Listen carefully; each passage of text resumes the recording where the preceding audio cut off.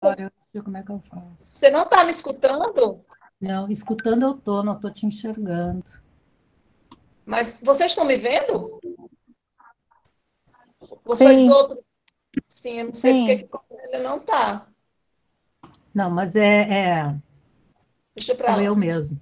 Calma, calma, calma. É só Oi, boa noite, gente. No cantinho aí direito da tela tem três pontinhos. É Clicando, verdade. aí E aí? clicando nele tem layout. Aí a senhora pode escolher como mudar para aparecer todo mundo, ou aparecer em fila. E qual é o melhor, Mimosa? Diga aí. Eu acho que todo Qual- mundo, né? Você que Es- sabe. Para aparecer todo mundo é legal também. Que tela Você está me cheia. vendo agora? Agora sim. Ótimo. Então vamos E lá. vamos lá. Pois é, então nós estávamos atualizando aqui a Cornélia, nós já tivemos esse é o segundo Desconversando. O primeiro, Cornélia, foi sobre escritas em pandemia, uma organização de um livro de mulheres, mais uma pegada da literatura, que eu e duas orientandas, Lara Silva e Alice Dotti, organizamos e foi algo muito potente. E nós fizemos essa live, primeiramente sobre escritas em pandemia, né? E agora essa segunda, que é propriamente, inicia-se o semestre com você, como se fosse aula magna, né? Do início do nosso semestre, é a segunda, né, Cornélia, que você já veio para uma aula magna. E dizer o seguinte, gente, eu vou apresentar rapidamente, eu não vou ler todo o currículo da Cornélia, Não, não, não, porque não. mas eu só vou situar um pouco, né? A Cornélia Eckert é professora titular aposentada e atualmente docente convidada, assim como eu, do programa de pós-graduação em Antropologia Social na Universidade Federal do Rio Grande do Sul. Atua nas linhas de pesquisa Antropologia Visual e Imagem, Antropologia Urbana, Antropologia e Meio Ambiente. É coordenadora do BIEV, né, do Núcleo de Antropologia Visual, na Visual. É pesquisadora do NUPEX, né, do CEPED, todos da Universidade Federal do Rio Grande do Sul, edita a revista eletrônica Iluminuras, a revista Fotocronografia, participo da comissão editorial da revista Horizontes Antropológicos, acabou eu acho que já foi, eu não sei se já foi empossada na aba, né? Mas enfim, Não. não, então suspende, né? Esse título. E aí, assim, dizer, gente, que eu sou uma leitora fiel da Cornélia e da Ana, né?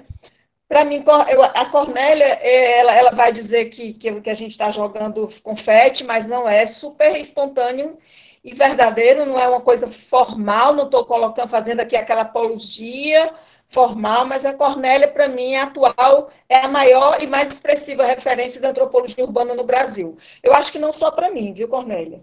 Então, eu indico, além do texto que foi, nós sugerimos um texto de leitura, alguns livros, né?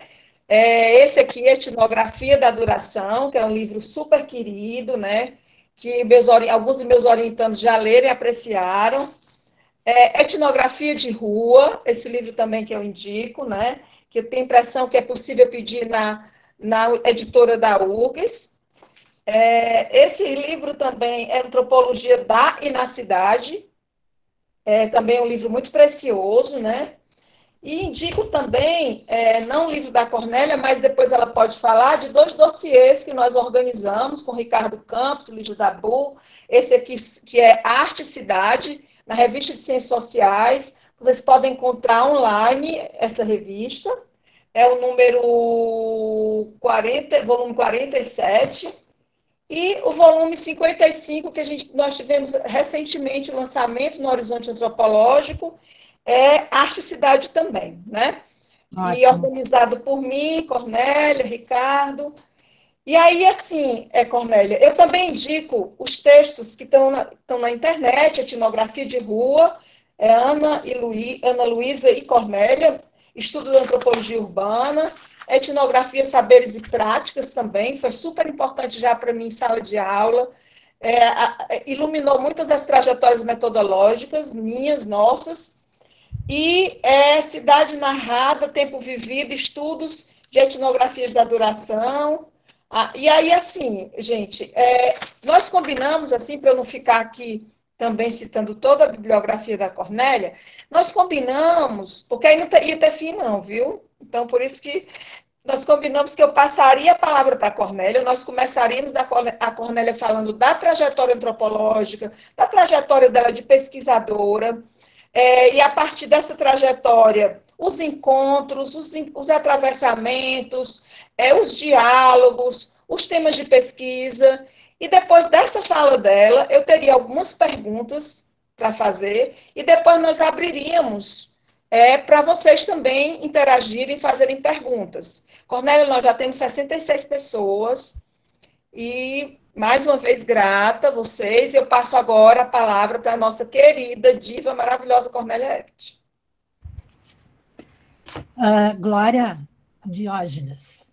A Glória Diógenes eu conheci lendo a dissertação de mestrado dela. E desde então eu me apaixonei por essa mulher. Eu disse, bom, um dia eu quero conhecê-la, mas ela sempre foi a minha referência bibliográfica sobre o tema da violência no contexto urbano, a partir dos jovens, a partir da juventude, a partir do que seriam esse grupo que a gente pode dizer revolucionário no contexto da cidade. Então, eu coincido com a Glória várias coisas, não só a formação em antropologia, a formação em ciências sociais, mas justamente essa paixão pela pesquisa etnográfica no contexto urbano, que é um pouco que nós vamos conversar com vocês hoje. Inicialmente, muito obrigada pelo convite, que é Desconversando, algo do tipo jogar conversa fora. Portanto, pelo que eu entendo, as pessoas podem também entrar com seus comentários. E dizer que nós estamos, claro, por que será que estamos conversando tanto sobre nossas trajetórias, as nossas biografias, né, Glória? E, em especial, eu tive várias oportunidades de estar em Fortaleza, a convite da Peregrina, a teu convite, a apresentar aqui a experiência das nossas pesquisas. Mas eu acho que certamente porque nós temos uma trajetória que passou um momento talvez mais difícil do que esse, que foi o período da ditadura, onde nós éramos estudantes, e mesmo assim em cursos de ciências sociais e em curso de história, onde reinava muita desconfiança, muito medo, mas nós líamos, talvez eu morando em casa de estudante, bastante subversivo, digamos assim, em reuniões, discutíamos Marx, discutíamos Engels, enfim, todas as leituras que eram consideradas importantíssimas para sustentar um processo revolucionário, um processo contestador. Eu nunca fui liderança nesse processo, nem liderança estudantil, nem liderança na casa estudante, tentava acompanhar todos esses aspectos de resistência, mas eu era aluna de história. E como aluna de história, vinda do interior razoavelmente, digamos assim, eu diria assim, conservador, tá? Mas, ao mesmo tempo, com alguma formação por parte do meu pai e da minha mãe bastante intelectualizada, de maneira que eu tinha atributos de visão de mundo bastante humanitários, me permitiam reconhecer na teoria da história imediatamente esses elementos que vão criar uma linguagem, um discurso de resistência e de contestação. Vocês imaginam que é, para uma jovem estudante, aos 18 anos, um pouquinho mais, não lembro direito, entender o que é a dialética, que não era um conceito fácil, o que era a mais-valia, o que era a exploração da força do trabalho, o que era o extermínio dos indígenas o que era o racismo estrutural. Então, descobrir este mundo a partir do lugar de onde eu vinha, que era um lugar branco, que era um lugar luterano, mas, ao mesmo tempo, por sorte, humanitário. Meu pai foi uma liderança do movimento ecumenista no âmbito das igrejas, então, não vou dizer que ele era um homem de esquerda, porque não era, mas o curso de História, e bem como as minhas irmãs, que também eram da luta estudantil, permitia que eu tivesse um determinado ethos possível de entender qual o melhor caminho para se chegar a ter uma trajetória que galgasse pela democracia e pela justiça social. O curso de História foi fascinante, eu tive professores absolutamente geniais, tanto quanto professores muito reacionários, é claro, mas me apegava, sobretudo, aos professores que eram também os mais famosos, que não tinham sido expulsos do país, enfim, não saíram correndo para o Uruguai, o Chile ou para a Europa, os que estavam ainda aqui, porque eram muito jovens, como a professora Sandra Pesavento, por exemplo, a professora Susana Blay de Souza, a partir do qual eu descobri a história do Brasil, a história das Américas, a história da África, e com tudo isso, logo em seguida, também uma participação, né, neste momento bastante trágico do Brasil, que foi a ditadura. E descobrir esses conceitos da dialética era, desde então, descobrir, essencialmente, algo que é fundamental na sociedade moderna, na sociedade contemporânea, e, sobretudo, digamos assim, vislumbrando uma ideia de cidade e de cidadania, que é o conceito de liberdade. Primeiramente, eu optei por pesquisar movimentos camponeses, porque eu entendia que a resistência camponesa era a mais interessante que podia se encontrar nesse momento em relação a essa ideia justamente de busca de uma liberdade e busca de direitos sociais. Mas não havia orientador nessa época na antropologia, que foi o que eu optei depois da história, para desenvolver esse tema.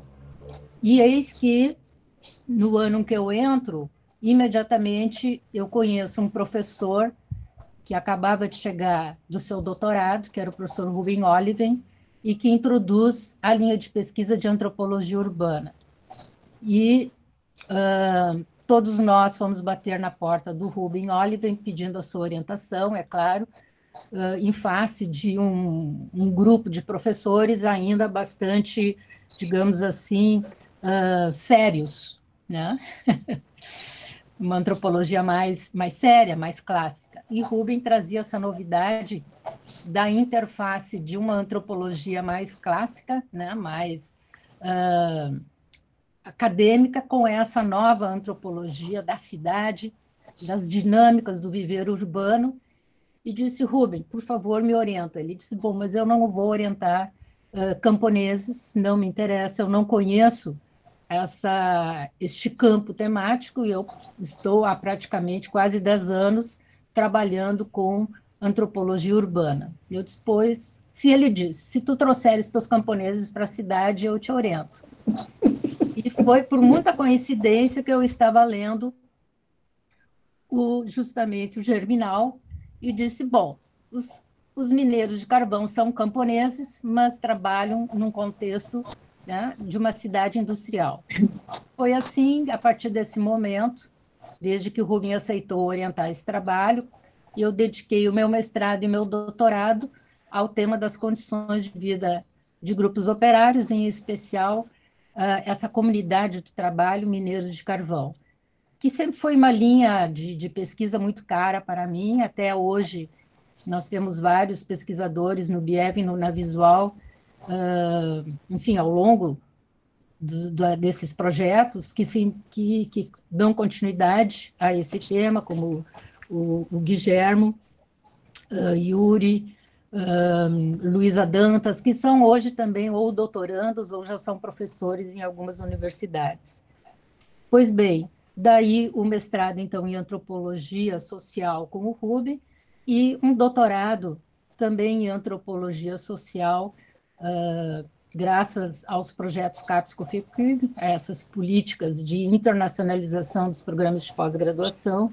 Eu tive a oportunidade de pesquisar na França, mas, uma vez conquistada essa oportunidade, o meu suposto orientador lá, porque eu não tinha uma orientação concreta, disse que, já que eu gostaria de continuar trabalhando com antropologia do trabalho, antropologia da classe operária, ele sugeria que eu me dedicasse aos estudos na França, ou seja, a grupos sociais franceses, e não esse ir e vir entre Brasil e França, de modo que ele considerava um processo muito desgastante, né? E eu já tinha 4 anos de pesquisa sobre este grupo, sobre operários no Brasil, né?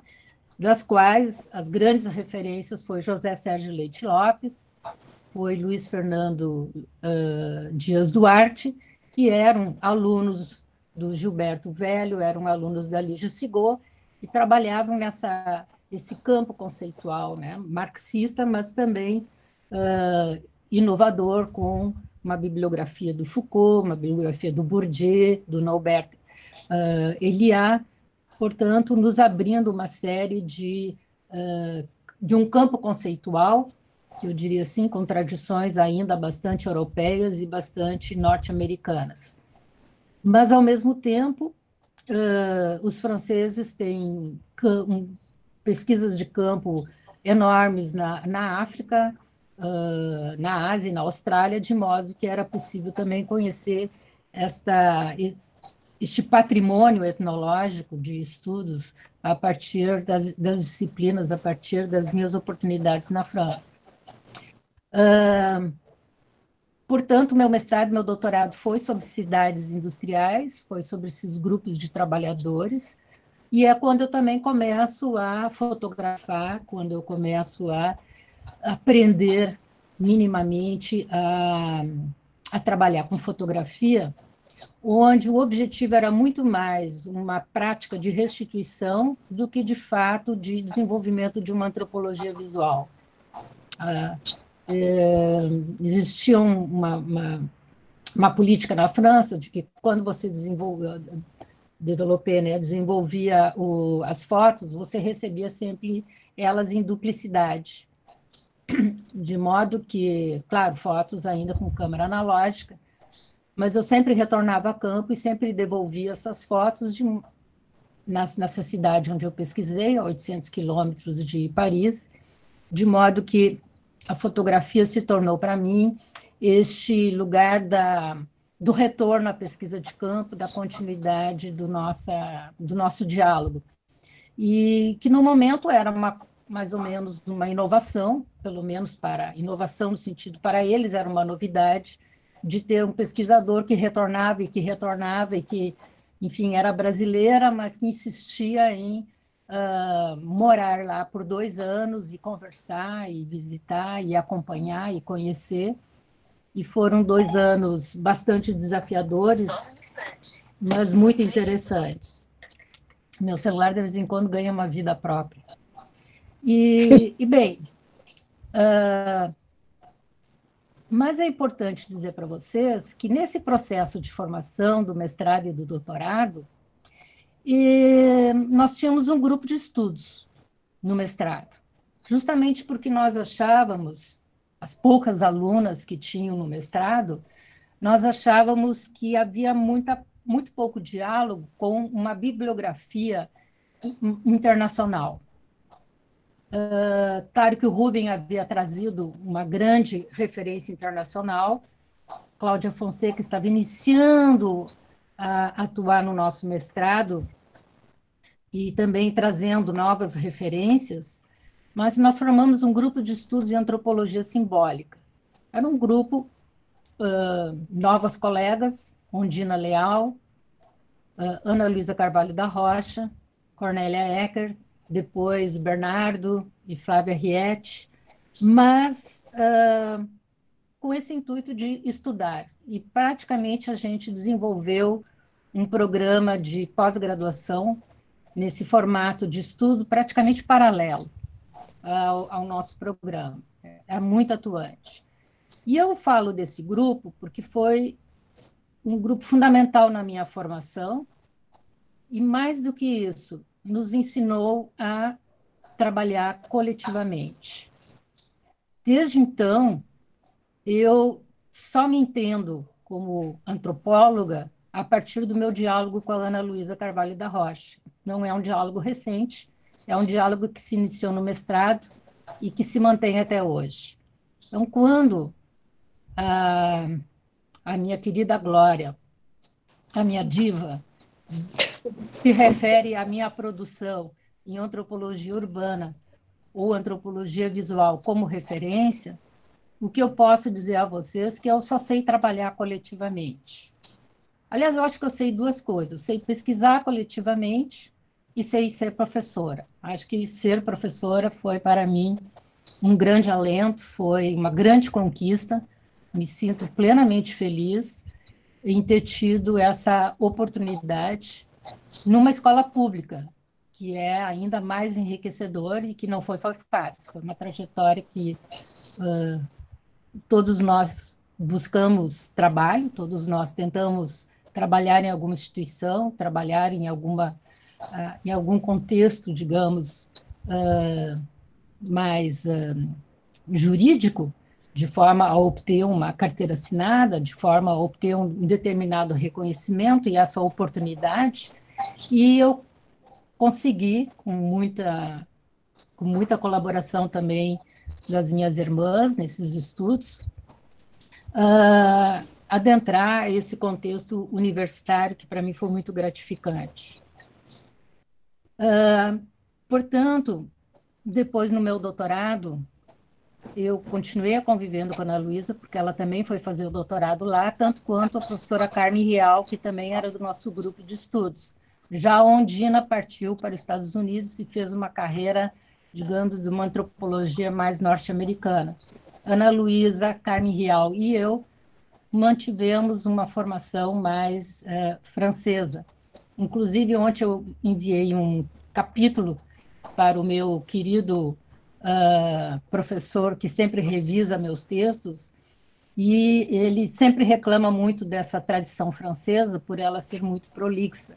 Então, nós ficamos sempre discutindo muito, e ele reclama que, infelizmente, eu não tive uma formação mais americana para ser mais objetiva nos nossos textos. Eu reconheço, acho que sim, mas a gente tenta, eu sempre tento corrigir um pouco essa prolixidade da tradição francesa.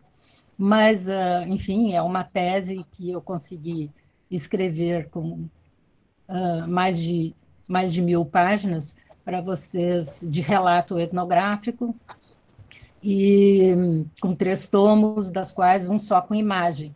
De maneira que eu já estava assim, muito inspirada na perspectiva de produzir uma antropologia com imagens. E nós mantivemos o nosso grupo de estudos na França, Ana Luísa, Carmen Rial e eu, consolidando cada vez mais a pesquisa, ou mais no sentido, a teoria da pesquisa com imagem, muito ainda numa tradição francesa, essa linhagem de Bergson, Bachelard, Gilbert Durand, mais tarde também Deleuze vai seguir, que é tão caro para a Glória, também vai seguir o Bergson. Enfim, é marcadamente esta a nossa linhagem de formação. Enquanto eu fazia a minha tese, a minha pesquisa no interior da França, na La France Profonde, que para mim era um desafio fazer uma pesquisa justamente naquele lugar que sempre nos via como exóticos. Então, eu estava exotizando esse contexto, né, da Europa profunda, da Europa tradicional. E, ao mesmo tempo, bom, teve vários desafios que eu não quero me adentrar, porque não é tanto tema, mas pesquisei que era considerada a última geração de uma categoria de trabalho, porque aquele trabalho tradicional ele foi justamente interrompido, foi fechado pela política de governo, pela política de Estado, que era a extração de carvão. E eu fiquei muito atenta, quase que no sentido de Franz Boas, de que a cidade ia ser demolida. Tá? Então, eu tentei fotografar. Agora me surpreendo, porque eu não tirei tantas fotos. Hoje eu sinto que devia ter tirado muito mais fotografias. Embora revelar também era um custo, tá? Por uma bolsa muito baixa, eu não tinha salário na época, só tinha bolsa, e é tudo muito caro. Fazer uma pesquisa, viver na Europa é muito caro. Mas a cidade, ela tinha sido, em grande parte, abandonada por uma população em busca de outras oportunidades de emprego, em face de uma crise enorme. De modo que a cidade ia ser, em grande parte, demolida. Todos os prédios vetustos, todos os grandes pavilhões abandonados iam ser explodidos. Dali mais ou menos em 92. Então, eu fiquei muito impactada e caminhava muito, caminhava, tirava fotos, caminhava, tirava fotos. E, claro, sempre muito em contato com aquela população, porque também era um lugar muito pequeno. Tá? Mas eu creio que ali começou essa inspiração de me deslocar, de caminhar, de observar, de ter vários pontos de vista, vários pontos de observação para esse ato de registro, né, de testemunho. Então, não ainda com essa teoria de uma antropologia visual da imagem,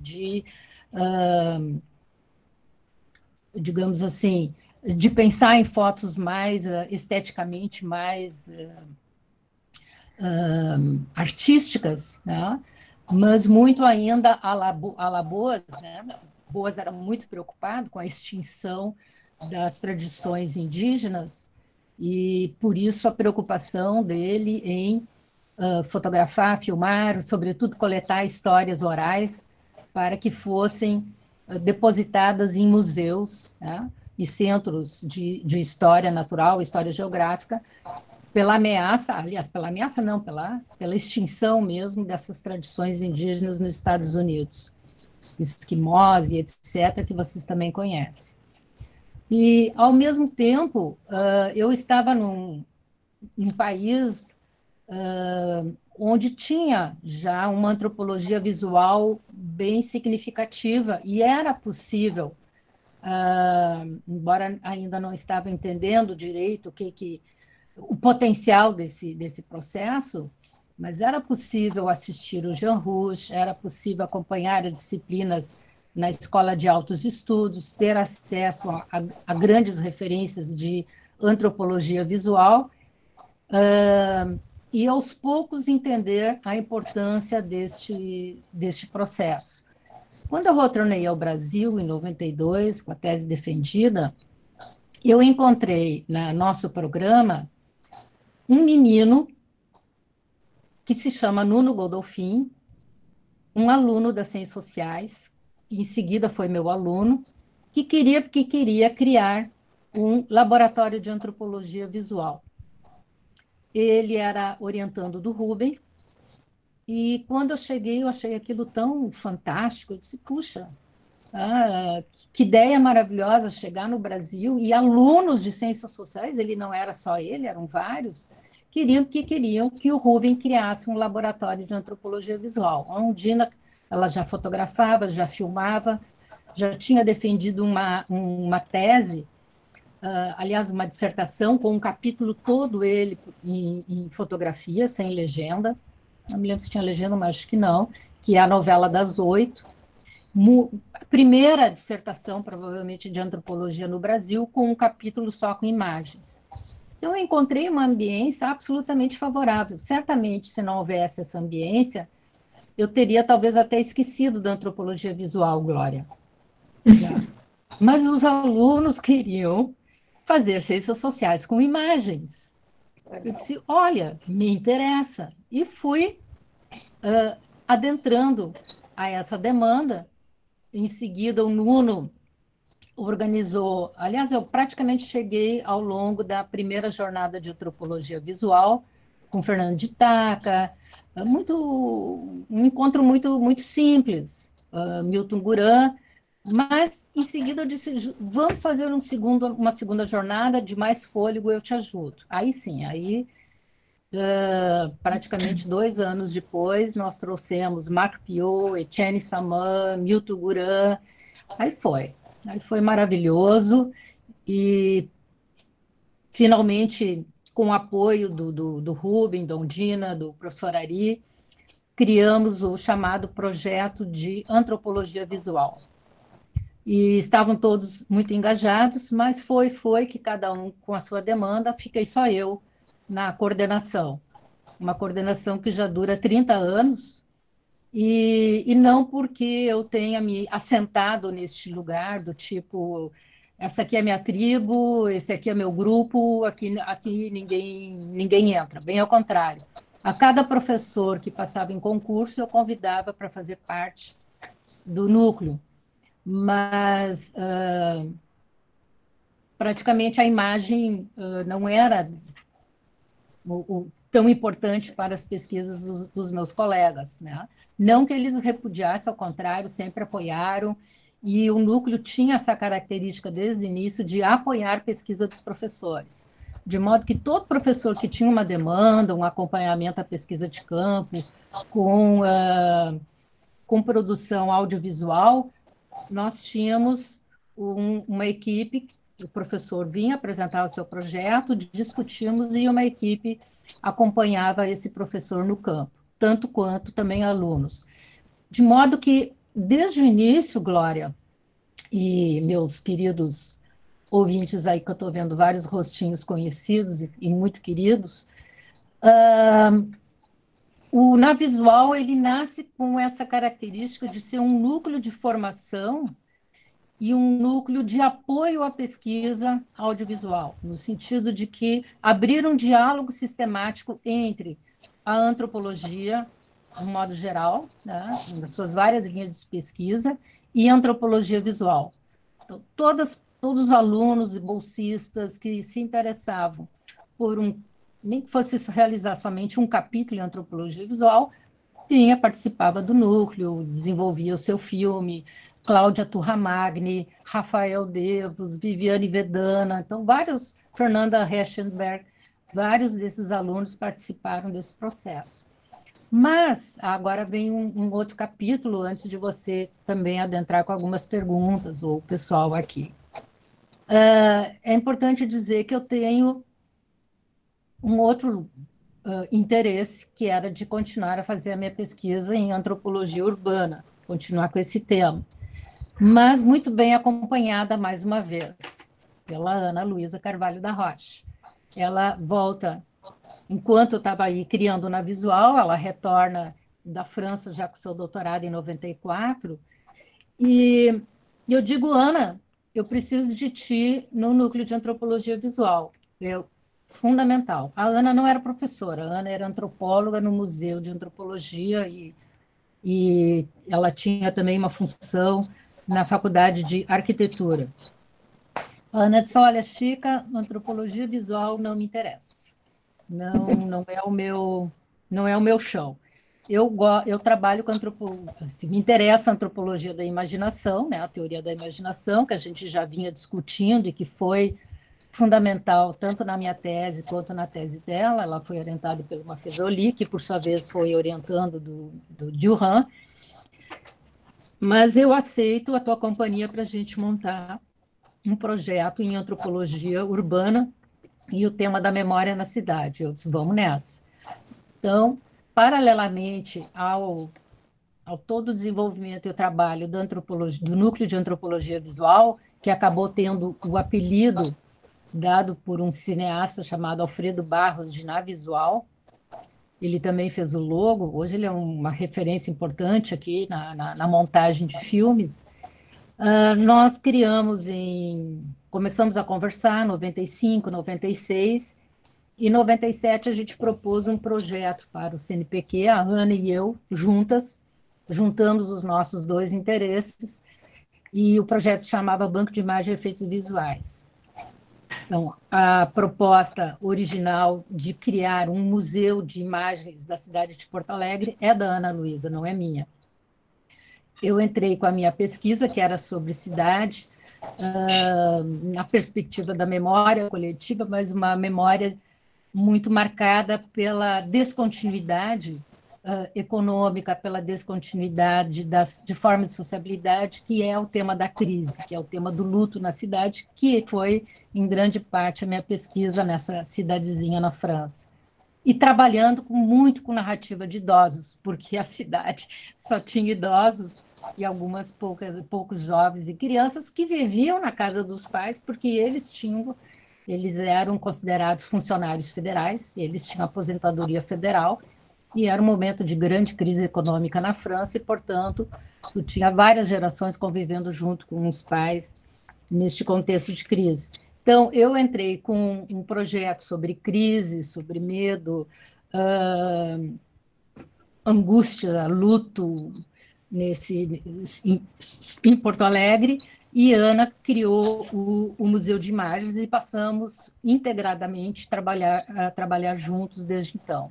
Hoje, na Visual já tem mais de 20 anos, desculpe, o Banco de Imagem também já tem mais de 20 anos, e aí formamos sempre, paralelamente, estudantes e pesquisadores, seja no Núcleo de Antropologia Visual, seja no Banco de Imagem e Efeitos Visuais. A diferença entre esses dois núcleos é essa que eu comentei com vocês. O Navisual é um projeto de formação em antropologia visual extremamente aberto, onde uma geração vai formando a outra. O Nuno ficou muito tempo com a gente, o Rogério Rosa, o Alfredo Barros, Liliane Guterres, Cristina França, Fabiela Bigossi, quer dizer, na medida em que havia uma formação e um potencial no aprendizado, né, da etnografia no contexto urbano, ou mesmo a gente trabalhou também na área quilombola, na área indígena, pelo menos até o momento em que outros núcleos específicos desses campos se formaram. Né, se formou o NIT, o núcleo da área que atende o tema do quilombola indígena, se criou o núcleo da área da saúde. Então, se manteve diálogo, mas aos poucos a gente ficou cada vez mais voltada à pesquisa em contexto urbano, porque era também o meu interesse, mas sempre aberta a outros temas. Já o projeto Banco de Imagens e Efeitos Visuais, que eu e a Ana somos as coordenadoras, desde então, ele é um núcleo fechado de formação, justamente nesse sentido de produzir coleções etnográficas, né, com um esforço de elaboração dessas coleções num sistema mais democrático, num sistema mais aberto, que é a internet. O irmão da Ana tinha uma formação, ele é artista, escultor, o Nico Rocha, mas ele tinha uma grande formação na área da informática e ele nos ajudou muito nesse processo, essa montagem deste banco de imagens. Nós temos um site, o BF tem esse site, e de modo que é muito fácil vocês aderirem à nossa produção. Aí é interessante, Glória, porque os dois projetos trabalhavam com os diferentes suportes, mas mais especificamente no banco de imagens, é que nós tínhamos uma equipe com produção mais intensiva em etnografia fílmica, etnografia sonora e etnografia fotográfica. Desde então, desde o início, há muitos antropólogos que eram dos dois núcleos ao mesmo tempo. Tá? Pelo menos eu creio que até os anos 2011, 2012 isso era muito claro. Mas aos poucos, com o nível da demanda de cada um dos núcleos, a tendência é que o pesquisador opte por um ou por outro, ou passe um tempo num, passe um tempo no outro, e assim por diante. Mas eu acho que aqui tem o Júnior, eu vi que estava aqui, por exemplo, ele atua nos dois núcleos, então tem vários pesquisadores, o Guilhermo mesmo atua nos dois núcleos, tem vários pesquisadores que ainda atuam na sua formação nos dois núcleos. E o mais gratificante é ver que nossos alunos são professores em Santa Catarina, em Alagoas, enfim, nosso interior aqui, Pelotas toda, são ex-alunos, Santa Maria, deixa eu ver, Fortaleza acho que não tem ninguém, mas Rio Grande do Norte, enfim, isso é muito, muito gratificante. Então, respondendo sobre a minha trajetória, é uma trajetória coletiva, ela não tem absolutamente nada de individual, eu acho que eu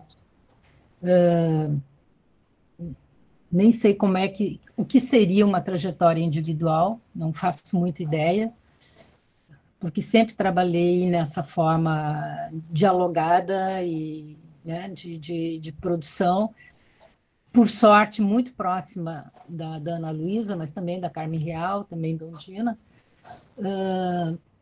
com uma produção muito coletiva. No Navisual, toda a pesquisa é muito colaborativa, tanto quanto no BF, mas mais ainda no Navisual, e aí as experiências são múltiplas, e não sei, já contei algumas vezes essas experiências em Fortaleza e também em outros eventos.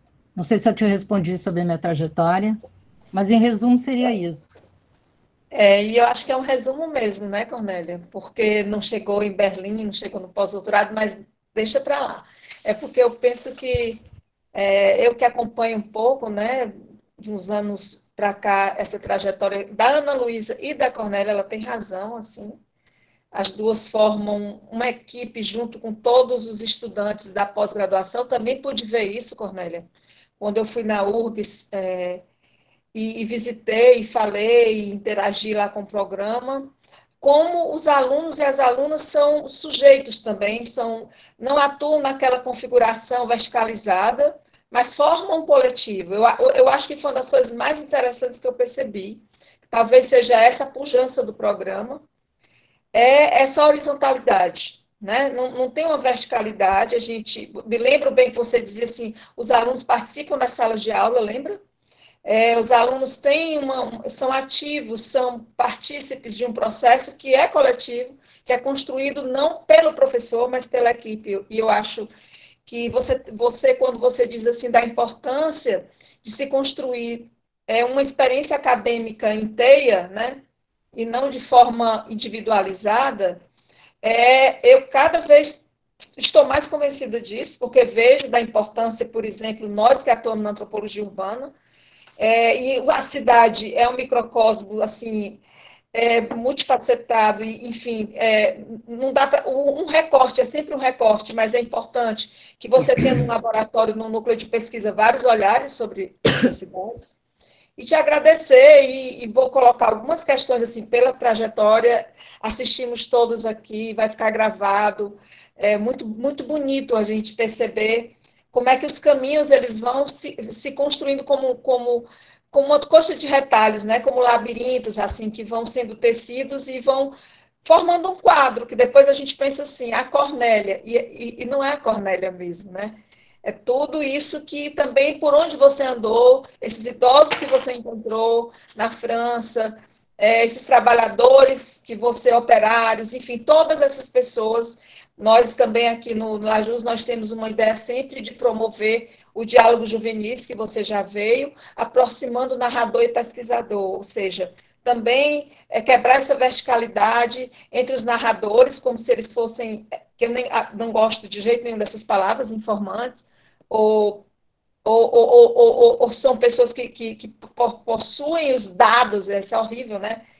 E sim, são narradores, às vezes com uma fala muito mais, digamos, precisa e eloquente, né, do que nós que nos aproximamos, né, para construir uma narrativa de pesquisa, uma narrativa acadêmica. Né? E aí, assim, Cornélia, sobre esse texto, gente, que nós estamos hoje, além da trajetória da Cornélia, discutindo o texto base, Cidade Narrada, Tempo Vivido, estudos de etnografia. Não, desculpa, volta, não é esse. Na É a verdade, arte de narrar as cidades. é a arte de narrar a cidade, né? Que é da Ana Luísa Rocha, que eu estou aqui ainda de narrar a cidade, de narrar as cidades e nas cidades, etnografia de ir na rua, alteridades em deslocamento, né? E aí, assim, eu vou colocar alguma questão sobre o texto, porque eu lembro bem, Cornélia, que essa dimensão da etnografia da duração, vocês falam na página 17, vocês dizem assim, como ensinamos em etnografia da duração, trata-se, em princípio, de um lugar epistemológico de pesquisa, a partir do qual aderimos ao pressuposto de que os seres humanos são habitados por imagens. Isso aqui, eu acho, essa parte do texto, assim, tem muito a ver com Bachelard, né? Tem muito a Claro. ver com o de Han, tem muito a ver. Então, assim, o que, que seria a etnografia da duração e Uhum. por que essa junção, a conexão entre memória e imagem? Entre a etnografia da duração, memória e imagem. Como é que vocês foram costurando, né, esses campos e está sendo um campo muito alinhado? Interessante, Glória, que tu falas, eu não falei do meu pós-doutorado, mas, de fato, para vocês verem a importância de um pós-doutorado, de fato, muita coisa aconteceu em 2001, quando nós tivemos a oportunidade de fazer um pós-doutorado, mais uma vez em Paris, tendo por orientador o cineasta Jean Arlot, que tinha sido o aluno, discípulo do Jean Rouge, na área de antropologia do cinema, antropologia fílmica, mas, ao mesmo tempo, ou seja, foi isso, nós queríamos um orientador que tivesse alguma experiência em filmar antropologicamente contextos urbanos, mas ele filmou de tudo, né? Ele tem uma coisa impressionante, o patrimônio fílmico deste professor. Mas duas coisas, nós, no Banco de Imagens e Efeitos Visuais, de 97 a 2001, nós estimulávamos os nossos pesquisadores a desenvolver etnografias no contexto urbano, tematicamente falando, seja por bairro, seja por tema, algo do tipo o tema de gênero, o tema da estética, o tema do medo, enfim. E, aos poucos, nós começamos, a Ana e eu, a elaborar uma reflexão sobre o que era essa prática metodológica específica dessa etnografia do caminhar, do filmar, do fotografar, do captar sons em contexto urbano. Quer dizer, nós e os alunos o tempo todo escrevíamos sobre essa experiência. De modo especial, a Patrícia Rodolfo tinha feito uma experiência na Rua da Praia, com excelente material fotográfico, depois ela foi orientando do Fernando de Taca, e a partir desse exercício da Patrícia, a gente começou a escrever o que nós estávamos começando a apelidar de etnografia de rua, etnografia na rua, com captação de imagens. E justamente em 2001, eu sugeri para a Ana que a gente fizesse esse exercício de deslocamento e produção de imagens no bairro onde nós morávamos, entrevistando moradores, começando, inclusive, pelo proprietário do nosso apartamento, que tinha vivido toda a sua vida naquele bairro, um bairro com bastante imigrantes árabes, mas também chineses, africanos, etc. E essa experiência nos tomava assim, parte do cotidiano. Então, parte do tempo ela foi dedicada a fazer pesquisa em banco de imagens, sobretudo na Biblioteca Nacional e no Centro Georges Pompidou, e, por outro lado, essas pesquisas para incrementar o banco de imagens, tá? Até porque na França tem uma lei onde toda a produção imagética ela tem que estar disponível para a pesquisa. Olha que beleza. Beleza. Tu tem uma imensidão, pode ver na tese do Achute, que é sobre a Biblioteca Nacional, tu tem uma imensidão de instituições que disponibilizam essa produção de cinema, de televisão, de rádio para a pesquisa. E, por outro lado, nós fazíamos essas caminhadas no nosso bairro, lendo sobre o bairro, descobrimos uma referência importante, como o Josh Perrec, e o próprio trabalho do Jean Arlot, que produziu filmes no bairro 19, no bairro 18, etc. De modo que, ao mesmo tempo que nós estamos elaborando um pouco melhor, começando a escrever sobre essa experiência de estar se deslocando, que não era novidade. Para mim não era novidade, para a Ana era um pouco mais de novidade, porque a tese dela não tinha essa experiência de deslocamento. Tanto que ela tinha até um pouco de preguiça dessas caminhadas, e eu insisti, eu disse, Ana, é fundamental, vamos, porque eu quero escrever sobre isso. Ela ia de arrasto, mas, no fundo, depois nós nos apaixonamos por esse processo. E começamos a escrever cada vez mais apaixonadas por pensar epistemologicamente essa ideia de uma alteridade sempre em deslocamento. Tá? Porque não tinha mais aquele outro definido, né? Você não ia só pesquisar um árabe, só um africano, ou só um vizinho francês. Né? É uma diversidade. Paris é uma coisa absolutamente plural. E, ao mesmo tempo, nós estudávamos em casa, aprofundávamos em casa toda a teoria da convergência de Gilbert Durand e a teoria da imagem de Bachelard, e estávamos relendo com mais cuidado a dialética da duração, e eu me lembro muito bem que eu disse assim, Ana, por que nós não elaboramos um texto onde nós vamos considerar o banco de imagens, né, o museu virtual, como uma etnografia da lembrança da duração? Aí a Ana disse, não, acho que não é da lembrança da duração, eu acho que a gente faz uma etnografia da duração. Aí começamos a escrever esse texto. Tá? Mas tu vê, ele é bem datado, é um bate-papo, dividindo um apartamento, conversando e lendo Durand, lendo vários autores, mas sobretudo a presença desses dois, para incrementar o banco de imagens, a pesquisa como o museu de imagens, tá? Sempre a partir, com base em pesquisa etnográfica, com esses suportes, fotográfico, vídeo, som e texto, e produção texto.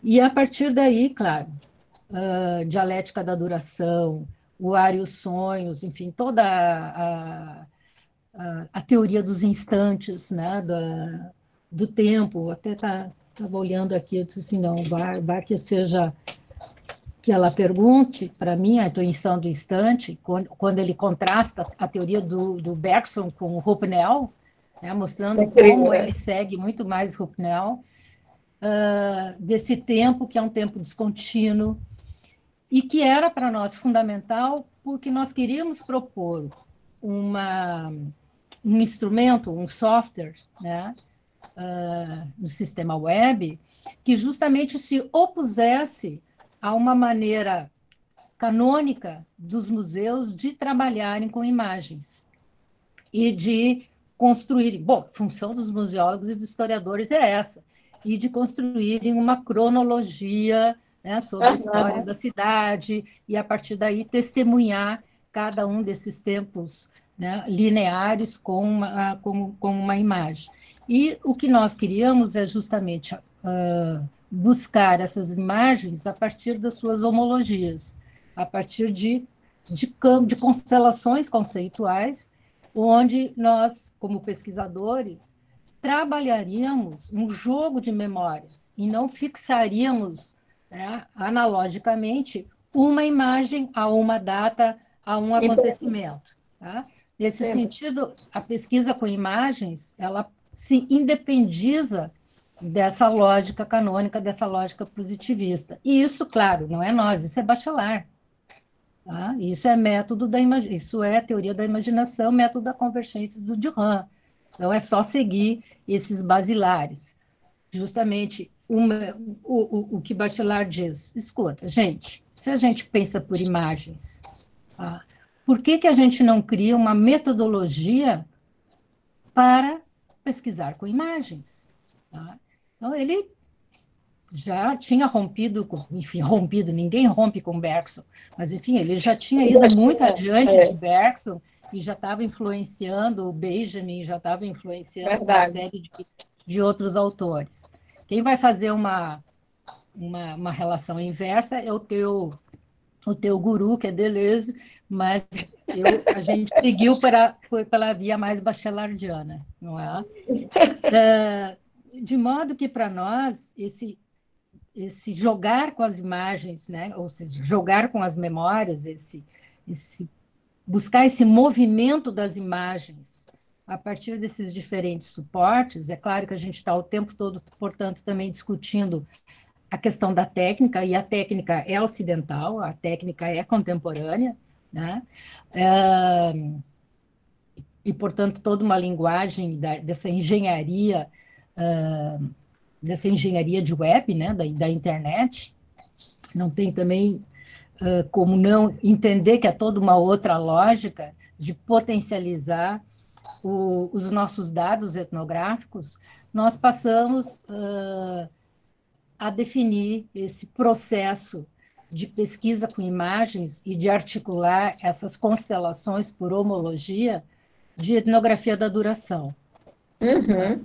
De modo que você não fica fixo apenas, Glória, naquela tua pesquisa que tu fizeste em 1900 2010, naquele bairro em Fortaleza. Maravilhoso. Isso é fundamental, Fundamental, fundamental. Tá? É Mas outro essas paradigma. imagens que tu produziste textualmente, filmicamente, fotograficamente e sonoramente, elas vão compor, elas vão ser disponibilizadas no diálogo, tá?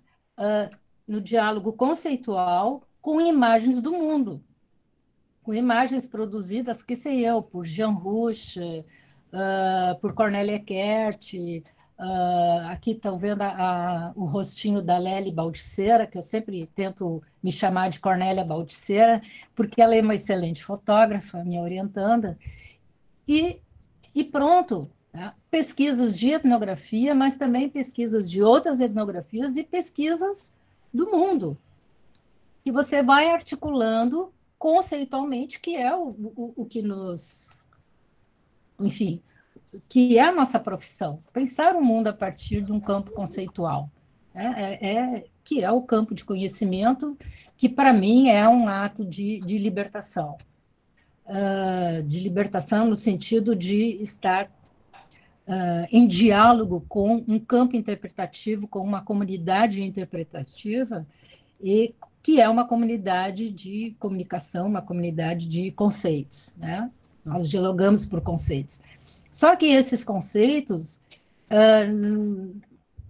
não na sua materialidade, mas na circulação deste grande patrimônio etnológico, desse grande patrimônio etnográfico. Isso nós chamamos de etnografia da duração. Uhum. Duração não porque é contínuo, ao contrário, porque é descontínuo. Tá? Mas há sempre um esforço de superação, de continuidade, o que o Bachelard vai chamar de superposições temporais. Então, ele diz, o mundo é rítmico, tá? O mundo é, sobretudo, tempo. Nós narramos o mundo a partir das nossas experiências temporais, não que o espaço não seja importante, né? O Halbach já mostrava o quanto o espaço nos orienta em termos das nossas formas de organização social, mas é, sobretudo, o tempo que configura as nossas, digamos, as nossas produções imagéticas, as nossas relações sociais. Tá? Porque nós, o Bachelard vai dizer, porque operamos com imagem. Agora, não busquem fixar a imagem. A imagem é movimento, ele diz, lembra? A imagem é movimento. Então, não tentem buscar. Quando vocês encontrarem a imagem, desfigurem essa imagem, porque é na desfiguração que está a imaginação. E pode fazer um gancho também com as coleções, no que tange a montagem delas, pegando um pouco a dimensão do é Bivabug, você que fala um alemão perfeito, né? É Bivabug, né?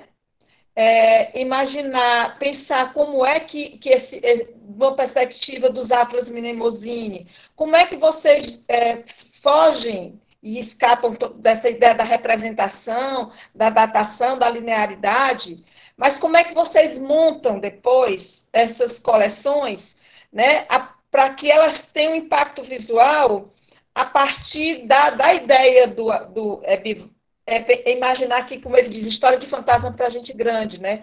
Porque as imagens Do elas vão Warburg. falar por si só, né? Então, Uhum. como seria a apresentação a partir dessas pesquisas, dentro desses pressupostos de RAM, Bachelard, mas a montagem propriamente dita, entende? Como é que vocês Uhum. viram para a gente? E aí, pessoal, quem quiser fazer pergunta, eu fiz um bocado aqui, já abri mão, porque eu só vou terminar com essa no final, vou fazer só uma, para a gente pensar como é o novo cenário a partir da pandemia, mas enfim, deixa para o fim. E a Cornélia fala um pouquinho dessa puxadinha nesse assunto que ela já estava tratando, e vocês vão aí escrevendo algumas perguntas. Nós só temos mais meia hora, né? Máximo 40 minutos. Então, Uhum. vamos lá, Cornélia. E aí eu vou aqui lendo perguntas que alguém possa querer fazer. Não, não é que não seja fundamental as referências a Warburg, que são sempre fundantes também nas nossas aulas. A gente conseguiu montar disciplinas de antropologia visual no nosso programa de pós-graduação, mas também na graduação, né?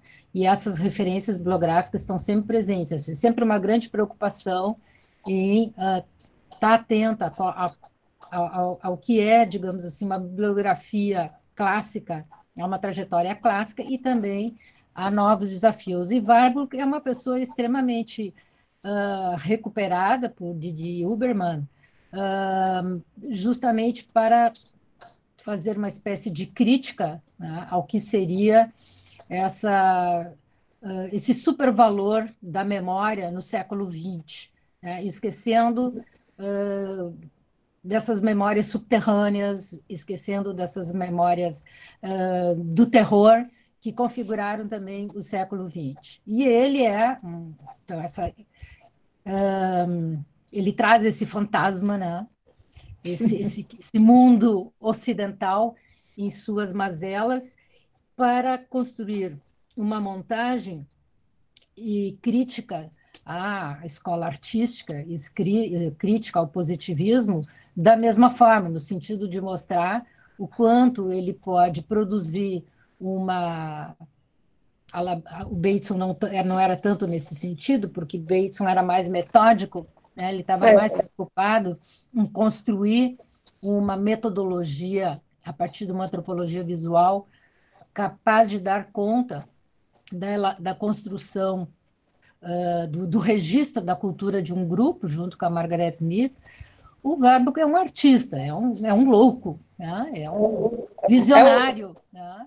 E um crítico do mundo moderno, capaz de produzir, portanto, dada a sua importância também na elite alemã, capaz de produzir uma invenção, tá?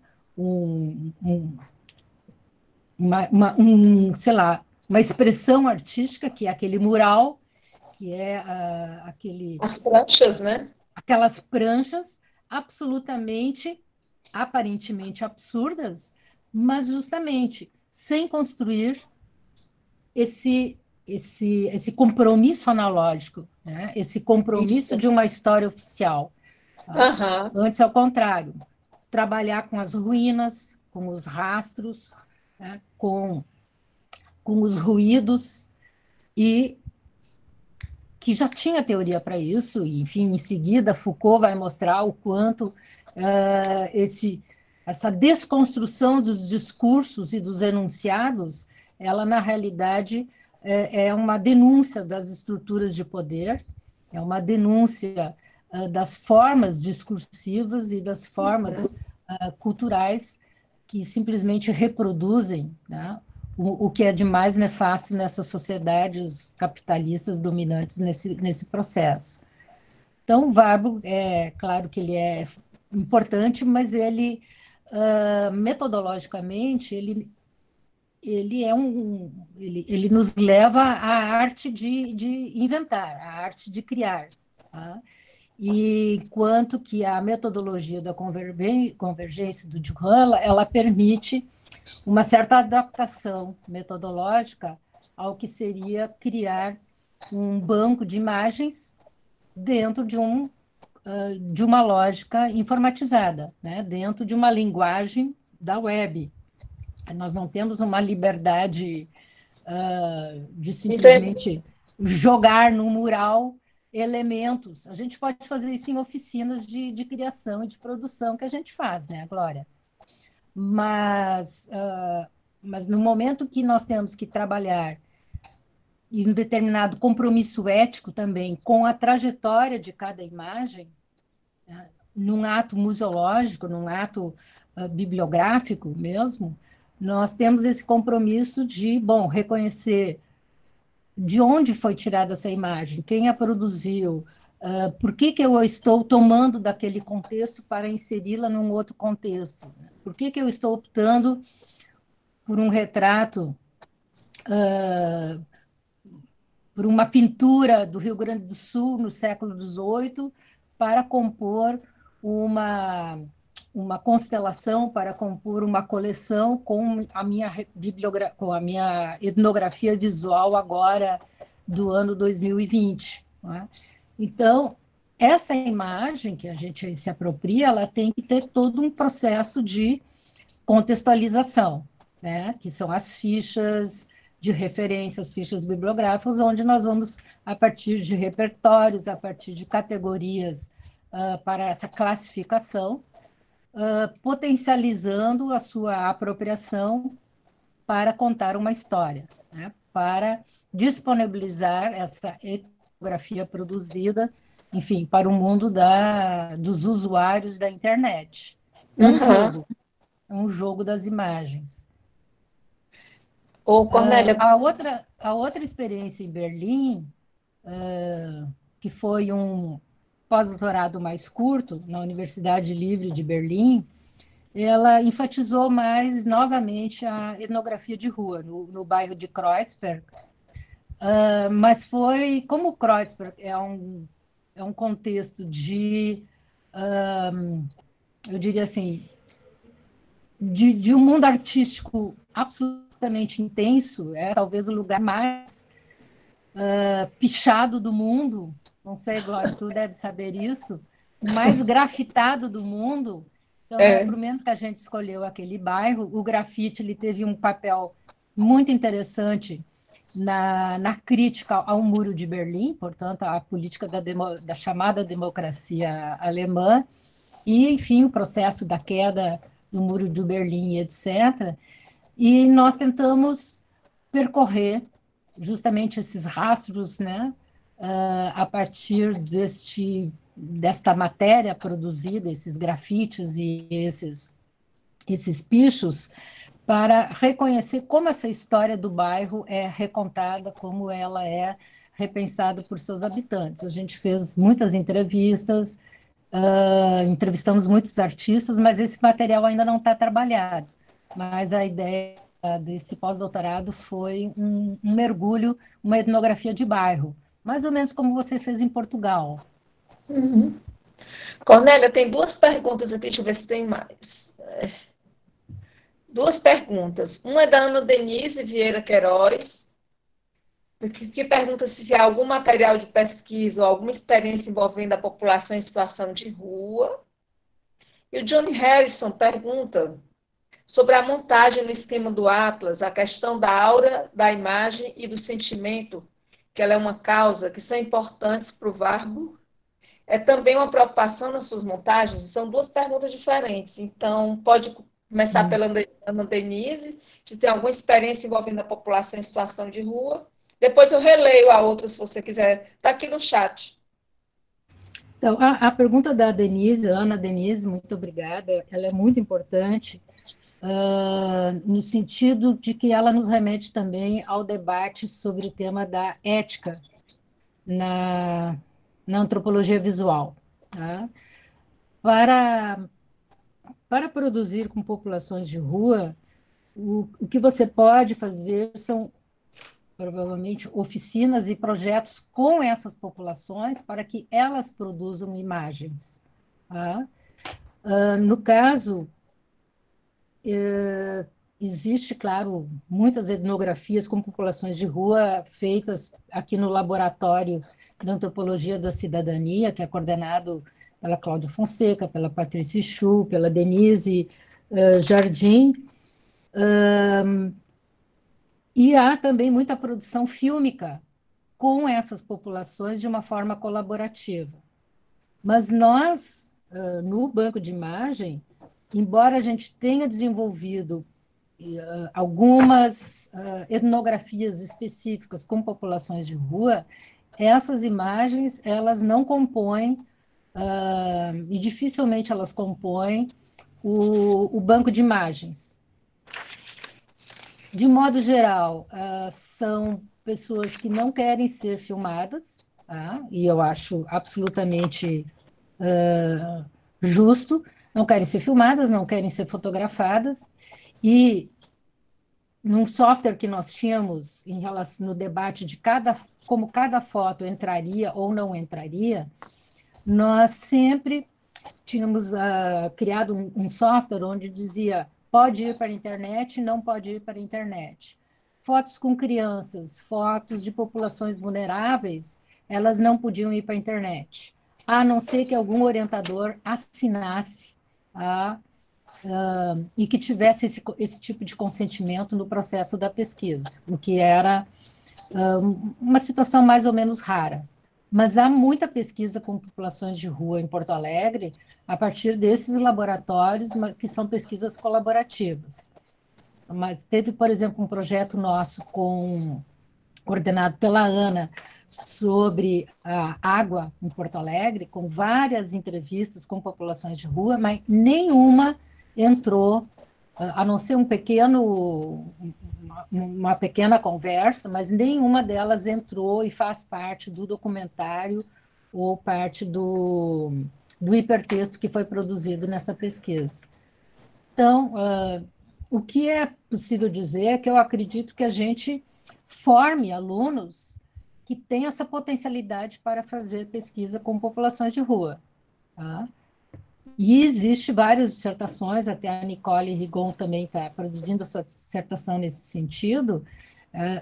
Existem dissertações e teses que contam o processo dessas oficinas, né? Dessas parcerias com instituições, enfim, você está super acostumada com essas populações de jovens, né, em Fortaleza, e do quanto você simplesmente não entra lá para fotografar, filmar e sai correndo. Não é assim. Ou você faz alguma coisa em parceria, ou é melhor não fazer. É verdade. Tá?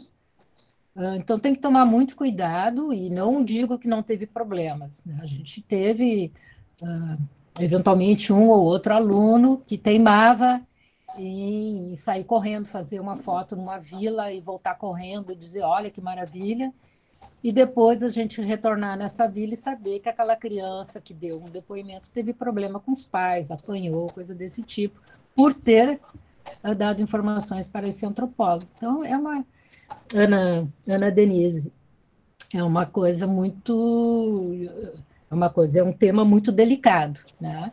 Agora, a antropologia visual no Brasil tem algo muito interessante, que é justamente potencializar essas populações para que elas mesmas produzam as suas imagens, que nem eu disse, a partir de oficinas colaborativas.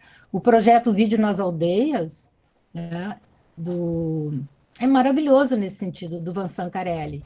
Tá? Ele foi criado para potencializar e para emancipar as populações indígenas de produzirem as suas próprias imagens, seus próprios filmes. E hoje são vários indígenas, homens e mulheres, que são diretores de filmes.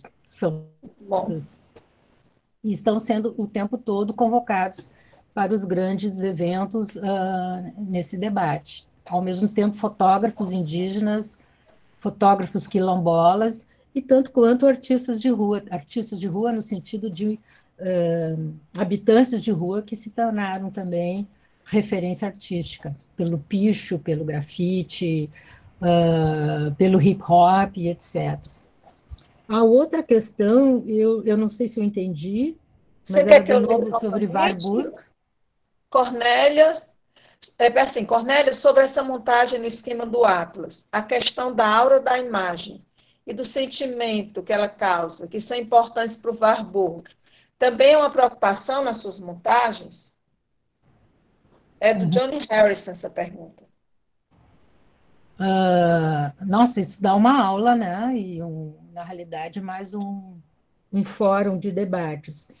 Mas acho que há um pouco de diferença, novamente, nesse sentido, de que as montagens do Warburg é fundamental que haja um processo, claro, de interação com os consumidores daquela proposta, né, para causar impacto, e reconhecer a trajetória extremamente subjetiva desse artista ao falar de uma sociedade em sua efemeridade, né? Que ele trabalha muito com essa questão do efêmero, do passageiro, né? Do destrutível, essa ideia de você produzir uma coisa que ao mesmo tempo não se sustente no tempo. Mas, para mim, é um trabalho que deve ficar nesse lugar da arte, tá? Sem que se reduza a uma metodologia a ser reproduzida, a ser construída como um modelo, por exemplo, para uma pesquisa etnográfica. Nós trabalhamos e fizemos oficinas sobre Warburg, né? Inclusive está tudo fotografado, algumas filmagens, os alunos pegam nós vamos à pesquisa de campo, pegaram folhas, areia, sujeira, tiraram fotos, pegaram panos e fizeram montagens a partir desse material, inclusive com uma oficina que foi coordenada pela Fabiana Bruno, orientanda do Etienne Saman, hoje na Unicamp, e que tem trabalhado artisticamente.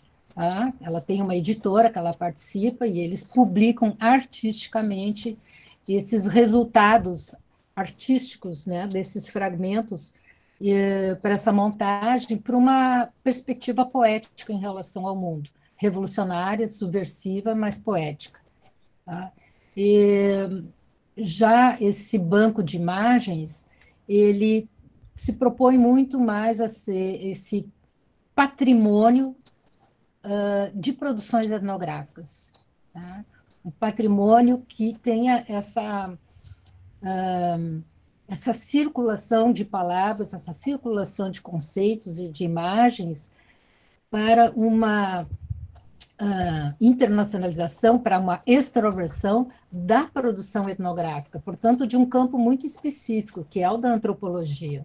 Não se pretende a arte, não se pretende a poética, não se pretende a performance, ele é uma metodologia, tá? Mas, ao mesmo tempo, é uma metodologia que se quer mais polifônica, no sentido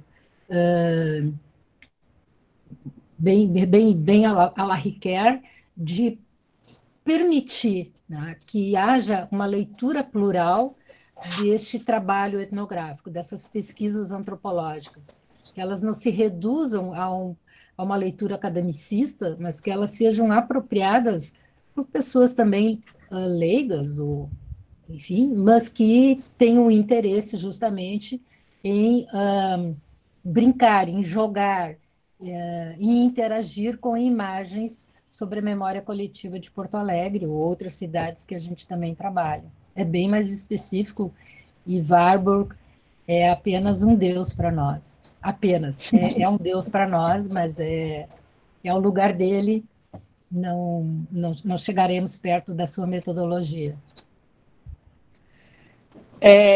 Priscila, eu vou fazer sua pergunta depois, junto com a minha, no final. Vou fazer agora da Marta, É assim, Marta Rodrigues. Marta Rodrigues. Cornélia, tu falou bastante sobre essa relação coletiva dentro dos núcleos e dentro da tua trajetória. Queria saber se essa produção coletiva é pensada como uma produção de etnografia coletiva e se tu vê esse projeto, essa produção coletiva relacionada a um fazer da antropologia brasileira, deve ser, porque há um fazer uma antropologia brasileira. Quer que eu repita? Vamos responder nós duas, né? Veja bem, o que eu chamo de produção coletiva no campo da antropologia visual, tem vários alunos aqui acompanhando do núcleo de antropologia visual, é nesse sentido, assim, nós sempre partimos para um projeto de formação em antropologia visual, sonora, fílmica, mas sobretudo fotográfica, a partir de um projeto que já nasce coletivo, né? Discutindo o que vamos fazer, etc.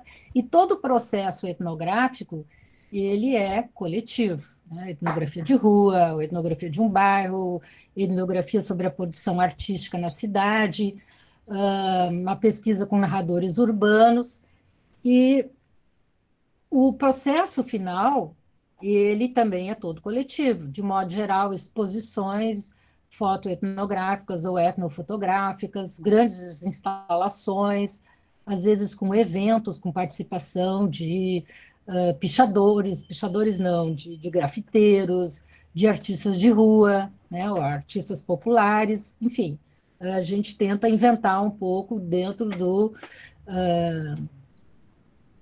de um evento universitário, né?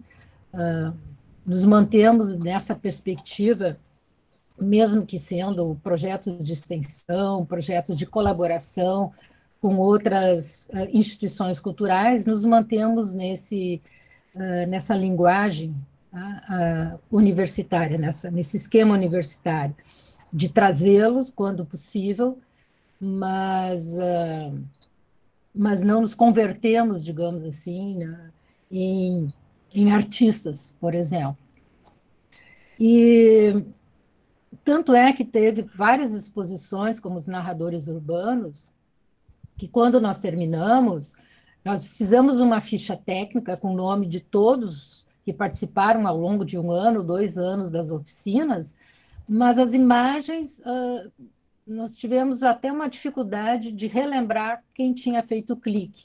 Embora desde o início há uma preocupação em nós, cada imagem ela tem o seu autor, né? Mas por fim tivemos que fazer uma retomada dessa trajetória de cada imagem.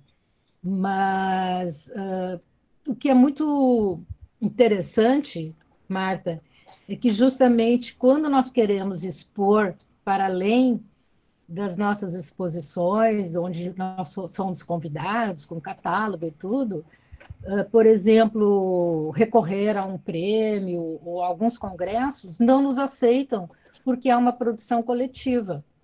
Sim, mas quem é o autor das fotos? Eu disse assim, olha, mais ou menos 37 pessoas. Eu disse, impossível, não tem como 37 pessoas ser autor dessas fotos, né? Eu disse, bom, então nós vamos ter que, cada autor, retirar do nosso trabalho coletivo as suas fotos para inscrever individualmente. Seria a única solução possível. O que é feito? Eventualmente, um ou outro aluno que quer exibir as suas imagens em um congresso, ele tem todo o consentimento para pegar as suas imagens e mesmo, eventualmente, a de algum colega para reproduzir nesse congresso, um POX, na RBA, mas dificilmente conseguimos inscrever os nossos trabalhos em prêmios justamente pelo nível coletivo. Em relação ao fazer antropológico brasileiro, não sei se eu entendi a tua pergunta, mas no que diz respeito a uma antropologia visual e sonora, ela, de modo geral, está vinculada a núcleos que são extremamente coletivos, não todos, mas, de modo geral, tem um trabalho de formação de alunos bastante coletivo, que nem eu conheci o da Peregrina, o da Glória, o nosso em Florianópolis, Alguns não, alguns tu tem, são produções bem, o filme de tal pesquisador, o filme daquele pesquisador. Sim, todo filme tem que ter um diretor específico, né? O que para nós é sempre muito complexo quando nós fizemos oficinas de vídeos coletivos e que acaba chegando no final e diz assim, bom, e agora? Temos que ter diretor. Então, daquela equipe de 40 pessoas, aquelas que mais se imbricaram no processo acabam sendo os diretores justamente por isso. Tá? Não sei se eu respondi a Marta, e Respondeu, depois eu qual acho era... que sim. Mas eu não sei a Marta aí o que, é que ela diz, mas eu acho que foi bem o que que eu sinto que ela perguntou. Tem uma pergunta aqui, nós vamos ter que definir um tempo, gente, talvez uns 15 minutos a mais. Mas assim, tem uma pergunta da Lara, Lara minha orientanda, Lara Oi, Lara, Silva. querida, Lara Silva. É sempre muito rico ouvir a professora Corneli, foi muito legal perceber como a noção de etnografia de rua foi se construindo em relação indissociável com as imagens, com o caminhar. No livro Etnografia de Rua, as autoras falam que narrar a cidade é acessar sua poética. Minha pergunta é: como trazer a poética para a criação acadêmica que busca narrar cidades? Bom, essa poética para nós, eu diria assim, numa antropologia contemporânea, a exemplo da tua orientadora, né, Lara? Ler as coisas escritas pela Glória, pelo Ricardo também, pela Lígia, enfim, são sempre formas bastante ousadas, né, em termos da estilística. Né? E como professora de metodologia, então, ensinar esse lugar, né, emancipado, né, e no sentido de se reconhecer a sua própria subjetividade, conseguir reconhecer esse processo de deslocar-se, né, na sua subjetividade num processo de formação em antropologia ou como etnografia, ela ao meu ver, pode se expressar essencialmente por uma poética, né? Não necessariamente por uma poética pela imagem, no sentido de um desenho, de uma fotografia ou um filme, mas também pela própria escrita, né? Que eventualmente não seja uma estilística dominante, tá? Ela pode ser, se você ler o Hélio Silva, sobre o feminino, sobre meninos de rua, é como ler uma poesia, é como ler um romance. Né? Aliás, eu sempre dou o Hélio Silva, dou a Glória nas minhas aulas,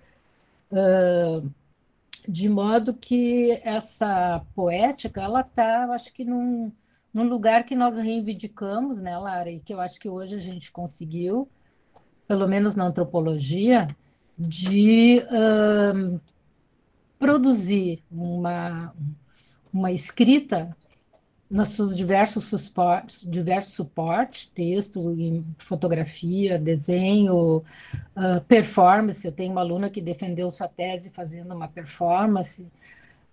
Eu tenho aluna que defendeu essa tese fazendo uma instalação, tá? Que entra na tese a partir do registro dessa instalação, aliás, mais de um aluno, de modo que essa poética, ela está...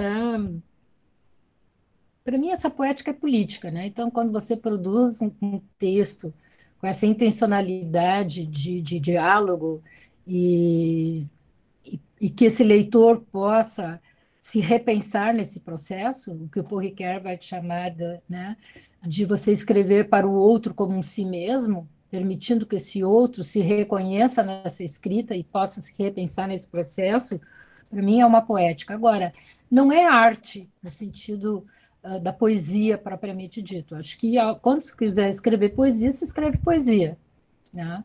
Essa estilística, ela nos ensina e nós nos apropriamos dela, mas fazer poesia é uma coisa e fazer etnografia é outra. O que não quer dizer que você não possa recitar um poema no interior de uma etnografia. Não sei se o contrário, a Glória, que é poeta, não sei se ela... Não sou poeta, não, Cornélia. Não, mas eu leio essas poesias, quer dizer que para mim você é uma poeta, né? Eu não sei como um poeta veria isso, mas, por exemplo, uma George geminiana Perec, errante.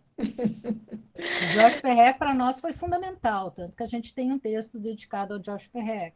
Jean Arlot sempre É nos diz, verdade. olha, a pesquisa, para mim, ela tem que ter uma perspectiva estética fundamental, que é a ética, que é a relação compartilhada, que é a relação desse consentimento afetivo em relação a esse outro. Eu concordo que nem todos os nossos interlocutores são pessoas com quem a gente tem uma relação afetiva. Se você for pesquisar, que sei eu, seguidores de Bolsonaro, não é difícil, mas também não é que a gente não tenha que fazer esse tipo de pesquisa. Tem que ser feita também. Mas certamente quem gostaria de se expressar para o mundo a partir de uma linguagem mais poética não escolheria bolsominions como interlocutores. Mas acho, claro, que também este mundo hostil tem que ser etnografado e denunciado, né? Cornélia, eu vou fazer duas perguntas que tem aqui, assim, que são perguntas que você pode juntar, se você achar que sim. Eu abro mão, no final vou só colocar uma questão que é nossa, que é de todo mundo, que você já tocou, mas assim, o Eloenes, que ele inclusive estava também na nossa live passada, doutor, também alguém bem que faz antropologia da cidade, ele pergunta para quem pesquisa cidade, a partir de caminhadas flané, se possível, eu gostaria que a professora falasse um pouco mais sobre a alteridade em deslocamento. Não existe um outro predefinido. E o Henrique diz assim, o skatista é um flané, por isso que dá para juntar as duas. Como vocês refletem a prática do skate na cidade, sendo uma prática transgressora e cheia de controvérsias com o poder público? Não entendi. Como você? Como você reflete a prática do skate na cidade, sendo uma Skate. prática transgressora e cheia de controvérsias com o poder público? Ele diz que o skatista é um flané também. Uhum. Então, vamos começar pela Eloênis. Para quem pesquisa a cidade a partir de caminhadas flané, se possível, gostaria que a professora falasse um pouco sobre alteridade e deslocamento. Não existe um outro pré-definido. Olha que interessante essas questões, Pois não porque é? elas me provocam a começar pelo contrário, que é esse momento de distanciamento social, Que a esse gente pode momento onde perguntar nós por não aí. podemos sair na rua. Pois não é? E depois de 5 minutos de crise, eu disse para o meu pessoal, olha só, me aproprio, né? Conversei com o pessoal do Núcleo de Antropologia Visual, em especial alguns super parceiros, como Rumi Cubo, Olavo Ramalho, que estão sempre, professores que estão sempre super atuantes. Vamos continuar nos encontrando por essa disponibilidade, né, de lives, de modos conferências, não para dar curso, não para desenvolver reuniões, mas pelo menos para a gente se encontrar, tá? E, mas logo em seguida, já no primeiro encontro, como a gente tem esse costume de estar sempre produzindo oficinas, eu provoquei, e o que vocês acham da gente fazer uma etnografia do confinamento? Tentar fotografar, Sim. filmar sobre essas nossas experiências. Ah, tá, interessante. Aí o pessoal, como é que vamos fazer isso? Aí um dos nossos pesquisadores, que já está conosco há mais de 5, 6 anos, um filósofo, fazendo doutorado em políticas públicas e teve mestrado com a Claudinha em antropologia. O Fabrício Barreto, ele disse, eu preparo uma oficina e nós vamos conversando sobre esses artistas, autores que filmaram cenas sobre o privado, que produziram uma reflexão sobre a solidão, autores e teóricos que, enfim, pensam sobre esse tema também, né, a história da praga, a história das pandemias, enfim, vários elementos além de ficar acompanhando o que estava sendo escrito a nível científico sobre essa pandemia e também as questões políticas, né? Enfim, não tem como não acompanhar as questões políticas, né? Porque são aterrorizadoras, então você, a não ser que você se aliene, você tem que estar atenta.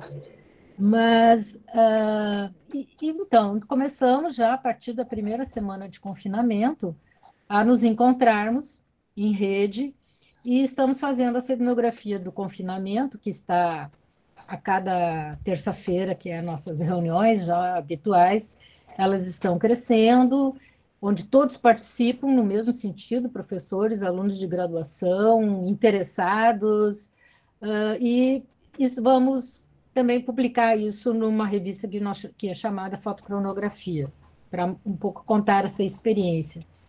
Então, vejam que eu que acabei de conseguir finalmente lançar esse artigo, que a Glória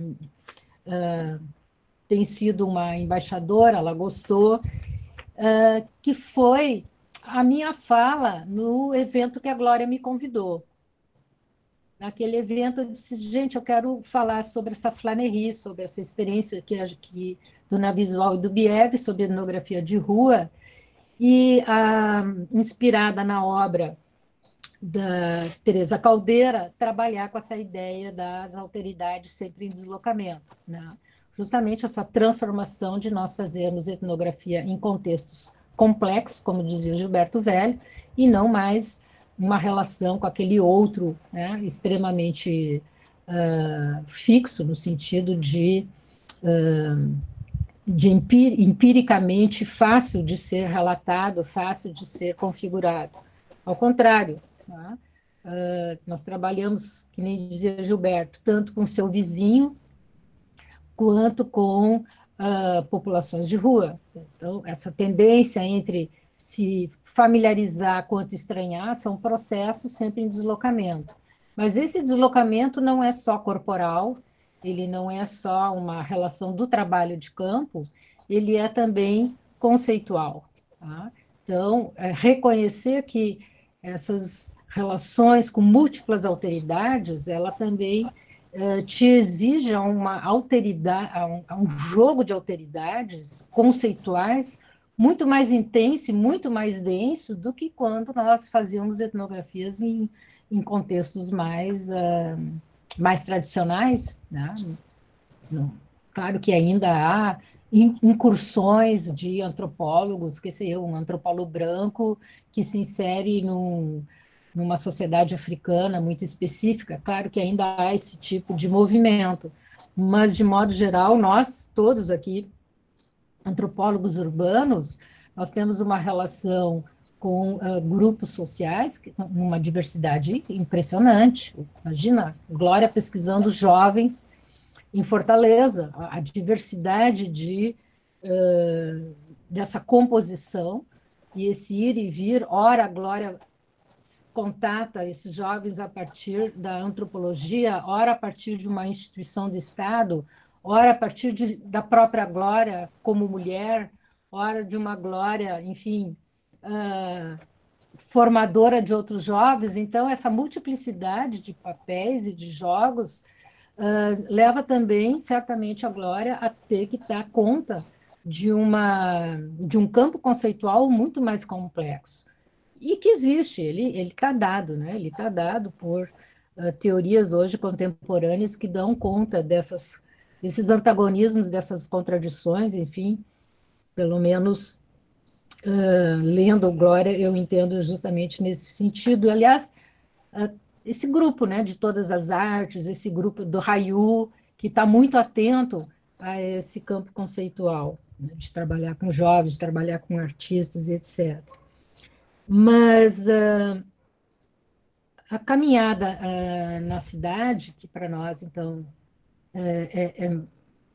para construir esse texto, eu discutindo com a Ana, eu disse assim, Ana, acho que a gente tem que fazer uma reflexão um pouco mais longa, depois que eu fiz a palestra lá em Fortaleza para a Glória, refletindo sobre esse caminhar, né, como um ato humano, como um ato fundador do próprio simbolismo humano. E por isso há, recorrendo a Leroy-Gourhan, chegar em etnografias tradicionais que pensaram o processo de deslocamento, e, finalmente, aos modernistas mais revolucionários, como Benjamin, que vão pensar o que são essas pessoas modernas, o que são essas figuras modernas que emergiram no modernismo, no romantismo, no sentido de figurar os valores dessa sociedade moderna, como o individualismo, o consumismo, tá? E como a figura do Flaner, tá? E, ao mesmo tempo, voltado para um espírito moderno, jogado às novas neuroses e às novas desestruturações da subjetividade que emergem nesse indivíduo moderno, né?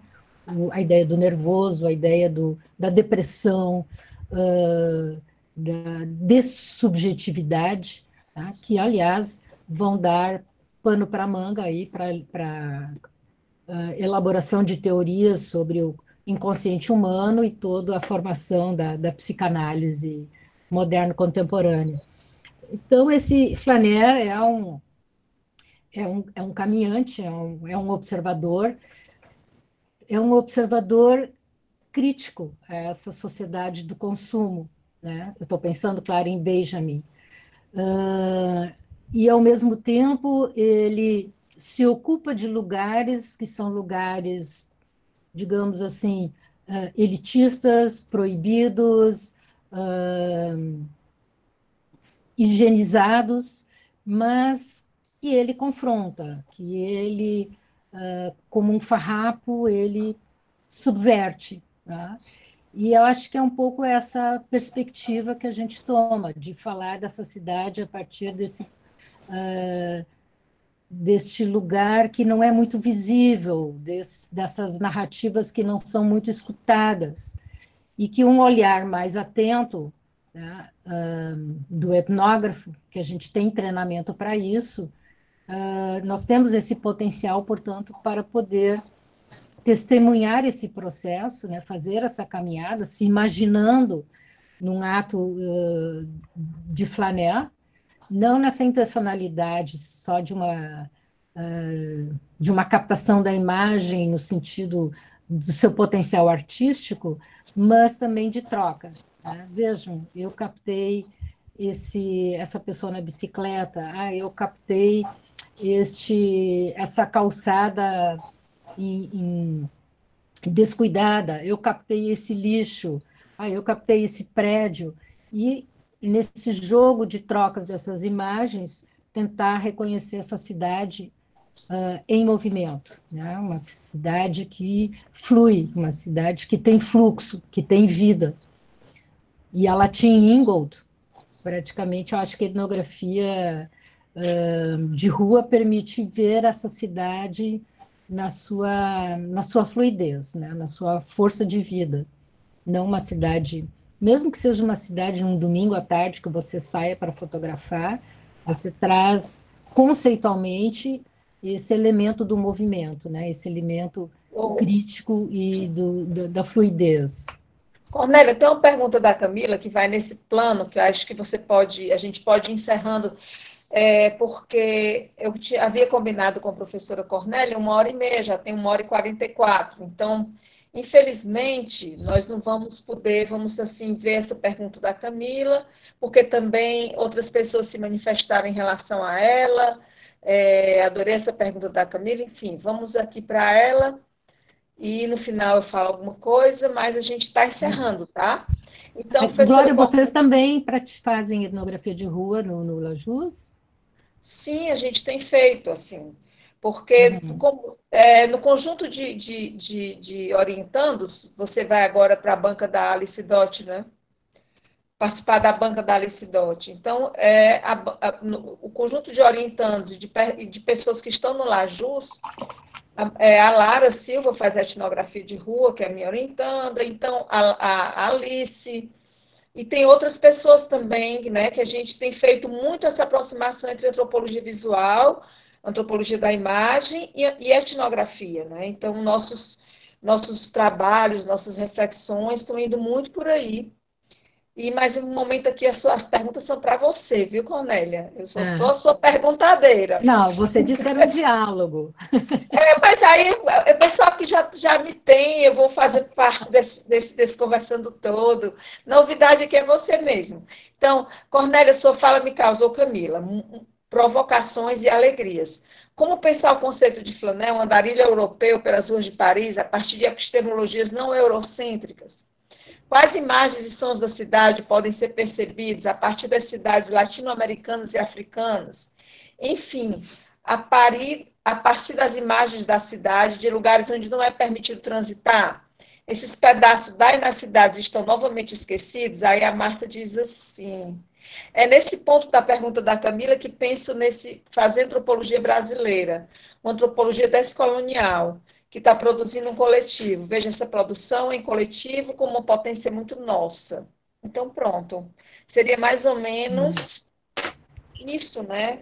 Não, tem uma coisa interessante, eu não sei se eu vou conseguir responder, mas que essas perguntas me remeteram, que é a importância do conceito desse flaner, né, desse caminhante, com a própria etnobiografia, que é um conceito que vem da obra do Jean Rouch, quando ele começa a ter por interlocutores nos seus filmes os nigerianos, enfim, pessoas comuns do cotidiano nigeriano, e ele produz vários filmes, Mol Noir e tantos outros, onde ele passa a dar a voz para esses caminhantes, né, que vão se deslocar de uma cidade a outra cidade, e eventualmente até de um país a outro país. Claro que ele está tentando ali também discutir o tema da migração e imigração, que são trabalhadores que circulam sempre em busca de trabalho, né, de sobrevivência. Mas essa nova antropologia do cinema, que provocada pelo Jean Rouch, que vem, claro, do cinema verdade, do cinema russo, do cinema existencialista, ele, ele constrói uma pessoa africana, tá, emancipada, cognitiva, com uma história própria, e claro que é uma história da colonização. Tá? Aliás, é uma história, inclusive, de um processo, um esforço de descolonização. E, portanto, ele vai denominar essas narrativas biográficas, né, nesse sentido do etnobiográfico, que também vai ser mais claro em Pré-Laurent, que, por sua vez, não é a escola francesa, é a escola americana, Você seja conhece o do Marcos Gonçalves também? O Marcos Gonçalves, que trabalha com a Sim, etnobiografia? o Marco, ele, como ele revisita a obra do Jean Rouch, É, exato. ele toma esse artigo, mas quando a gente escreve sobre etnobiografia, Ana e eu, a gente vai mais pelo Pré-Laurent, que Oh, é uma escola americana. Ele é um argentino, mas que estuda nos Estados Unidos, e ele constrói esse conceito de uma forma mais evidente da etnobiografia, que também é um caminhante, mas é um caminhante entre mundos, né? Entre o mundo da tradição, né, e esse mundo da urbanização, onde ele sofre todo esse processo ainda de uma ideologia colonizadora. Então, é uma etnobiografia no sentido de subjetividades muito, uhum. quer dizer, muito desmembradas, né? Muito fragmentadas pelo processo de industrialização e urbanização. Mas vejam que é sempre esse sentido de se pensar alteridades em deslocamento. Tá?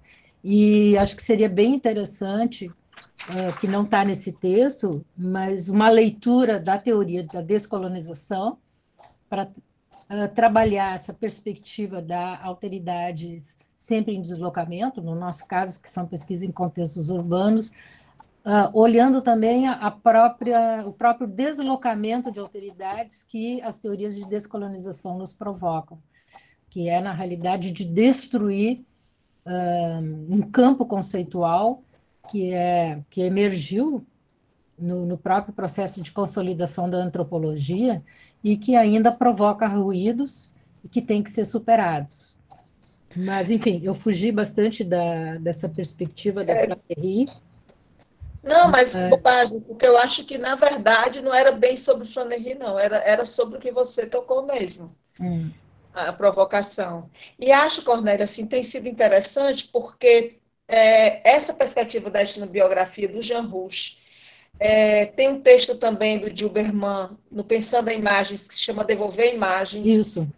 E eu tenho, o último texto que eu escrevi, o último artigo que eu escrevi, que saiu agora no dossiê organizado pela Marília Espósito, foi lançado na revista Estudos Avançados agora, eu faço exatamente algo, tento fazer, né, algo assim que, quando a gente escreveu sobre a geração N, né, a gente fizemos uma pesquisa aqui, Cornélia, que era supostamente sobre esses jovens que se chamam nem, e fizemos com jovens que estão fora da escola, fora do trabalho, que chamamos geração N, eles dizem não ao não, né?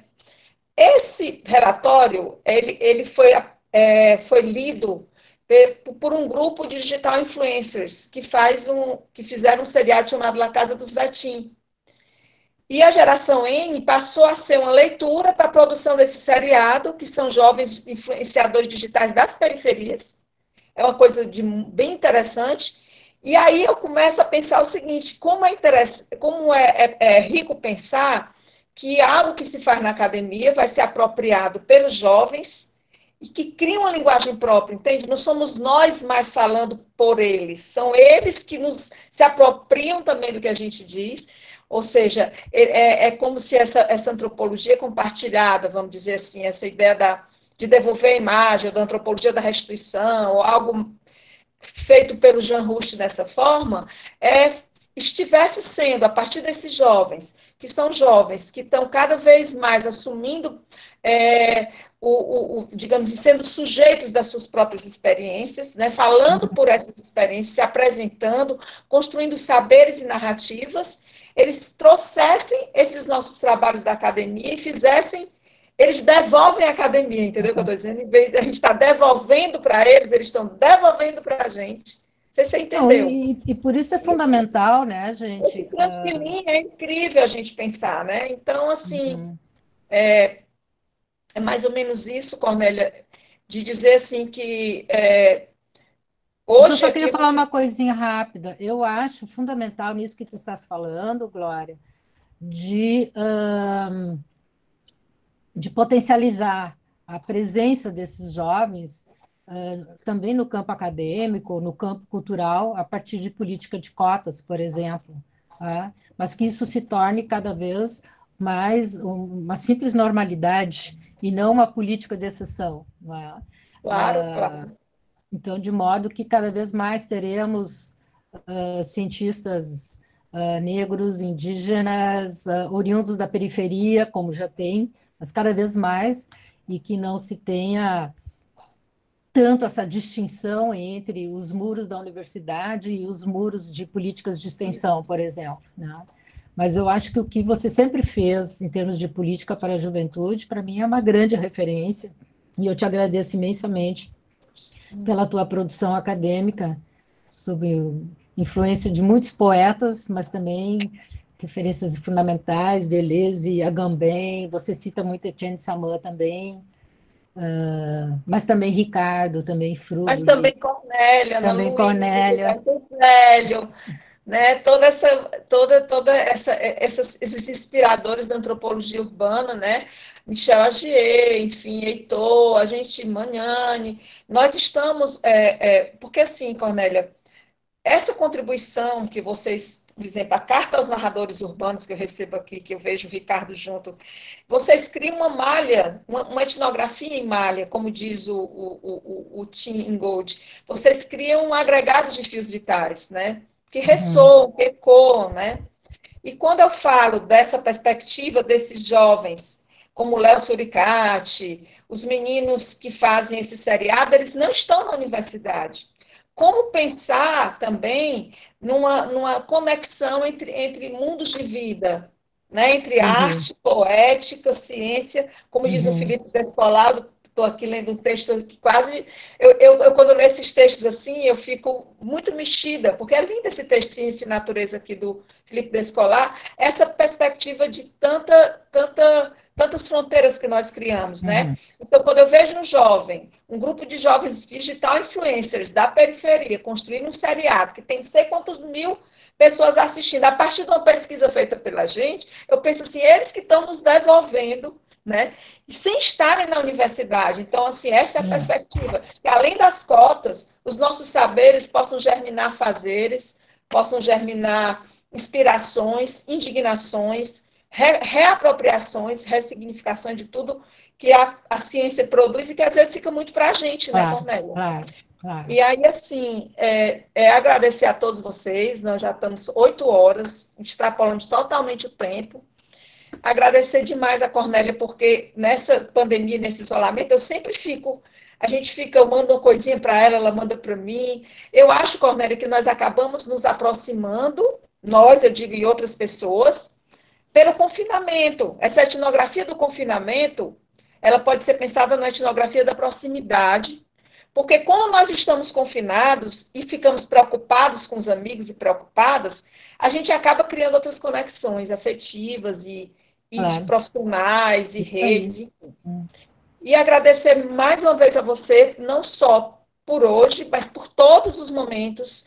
Aqui em casa tem uma almofada linda, toda bordada, que a Cornélia trouxe da cidadezinha do interior, eu acho que é do Rio Grande do Sul, que é de uma boniteza tal, que toda vida que eu olho me lembro dela, porque essa aproximação nossa, e nós, Ricardo, Lígia, Ana Luísa, Paula Guerra, enfim, todos nós que estamos criando, afora os antropólogos urbanos, né, estamos criando um conjunto com pesquisadores na RAIU e na Todas as Artes, um lugar para se pensar a antropologia da imagem, a arte, o lugar da arte nessas antropologias, e dizer que espero que essa nossa amizade profícua, ela vá-se embora, né? Que ela não pare, Não, e que a gente ela tem que, nós temos que ter cada vez resistir, mais frutos. temos que resistir. Eu preciso que essa geração, inclusive, se me dê lá uma forcinha ali na Associação Brasileira de Antropologia,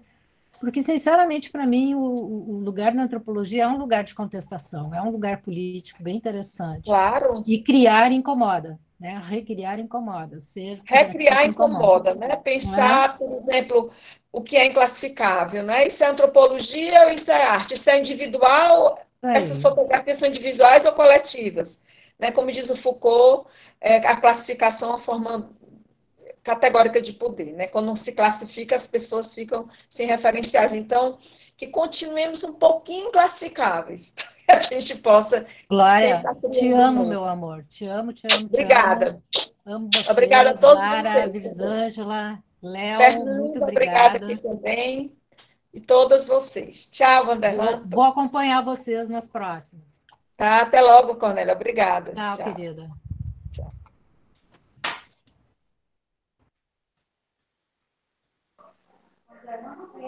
Tchau, Glória. Obrigado pela